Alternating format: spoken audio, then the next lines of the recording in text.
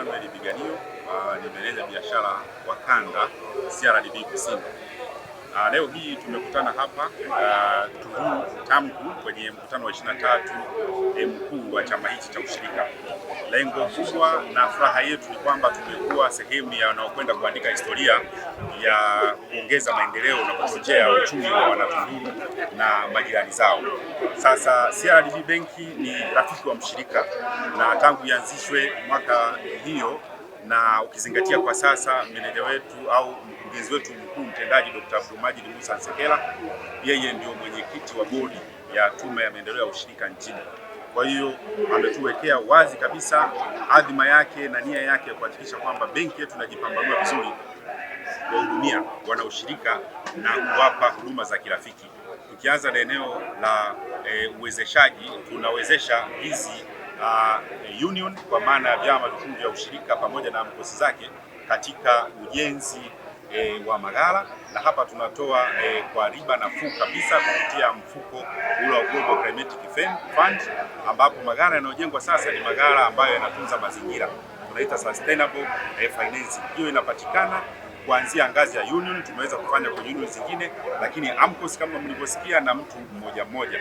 Na kuna eneo lingine ambalo ni changamoto kubwa sana, hasa baada ya uongezekaji wa uzalishaji wa korosho, ni eneo la usafirishaji.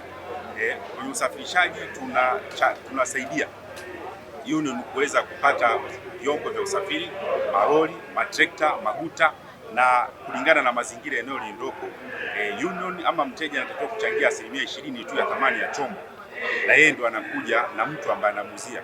Sasa kwa leo utaona hapa TAMCU tumeweza kutoa malori 5, hivyo tumeanzisha biashara mpya na chanzo kipya cha mapato kwenye chama hichi. Lakini sambamba na hilo kuna AMCOS moja Matili ambayo iko hapa na Mitili ambayo iko hapa, na pia tumewakopesha lori moja kwa ajili ya kuwasaidia kutoa korosho zao kwenye ghala lao dogo kwenda kwenye ghala kubwa. Sasa na kwenye upande mwingine wa uwezeshaji tunawezesha kwenye mitaji ya uendeshaji wa shughuli za AMCOS, lakini pia tunatoa mitaji kwa ajili ya uwekezaji kwenye ujenzi wa viwanda kama tulivyofanya MAMCU na tumefanya hivyo TANEPU. Sasa kwa faida ya TAMCU, basi tuseme kwamba hii imekuwa ni njia na imekuwa ni dirisha kuonesha kwamba haya yanawezekana tena kwa haraka, kwa bei rafiki, na hivyo niombe tu na nitie rai kwa Wanatunduru wote na wanaoshirika kwa jumla wachague na waendelee kuunga mkono CRDB kwa sababu tunaweza, tuna historia nzuri na ushirika na tumedhamiria kunyanyua uchumi wa mtu. Leo siku ya mkutano wa 23 fanya uzinduzi kama kukabidhi magari haya kwa wanachama wa TAMCU.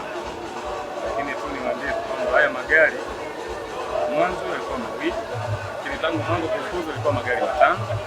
Kwa hiyo yalianza kuja mawili mwezi Februari, juzi tumeleta haya 5 timiza ile ahadi yetu ya magari 5 kama vile ambavyo mkutano mkuu wa 22 ambapo likasimia na chama wenyewe walikasimia. Kwa hiyo sisi kama bodi tunaweza kutekeleza. Na haya magari thamani yake ni bilioni 1 na milioni 50. Maana kila gari moja ina thamani ya shilingi milioni 200. Kwa ujumla wake tunapata bilioni 1 na milioni 50. Shabaha yetu ni nini? Shabaha yetu tulikuwa tunapata shida ya kuleta viuatilifu kutoka Mtwara kuja Tunduru. Kwa sasa hivi tunaamini hizi gari zinaenda kuwa mkombozi kwa wanachama na wakulima wote wa na viwanda vyake, kwamba sasa tutaenda wenyewe, tutapakia Mtwara, bandarini, pale Down, tutaleta Tunduru kwa wakati, na itaturahisishia sana wakulima wetu kwa sababu wanapata shida sana. Lakini sio hapo tu, sisi ni wakulima wetu wanalima mazao mchanganyiko na mazao. Kwa tutaishia hapo, tutaenda pia kwenye usafirishaji wa mazao haya kwenda bandarini aidha Dar es Salaam ama Mtwara. Kadri wale wanunuzi wanashinda kwenye minada husika, minada kuanzia ufuta, watu pamoja na